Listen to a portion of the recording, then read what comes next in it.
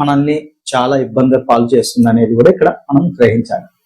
So okay, అయిపోయింది, అప్పు అయితే చేశాము, కానీ అప్పుని తీర్చలేకపోతున్నాం. తీర్చుకునే కొద్దీ అప్పు పెరుగుతూనే ఉంది. సార్ నేను చేశాను 5 lakhs అప్పు, కానీ వడ్డీతో కలుపుకొని 9 లక్షలు అయిపోయింది.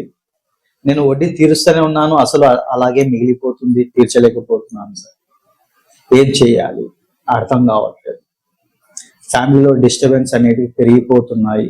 వచ్చే ఆదాయం మొత్తం అప్పులో కట్టడానికి సరిపోతుంది, ఫ్యామిలీని ముందుకు తీసుకెళ్ళకపోతున్నాను అని ఇట్లా డిప్రెషన్లకు వెళ్ళిపోయే వాళ్ళు కుక్కొల్లలు ఉంటారండి. సో కాబట్టి ఫస్ట్ ఏంటి అంటే మనము అప్పు చేయడానికి సమ్ రీజన్స్ ఉండాలి.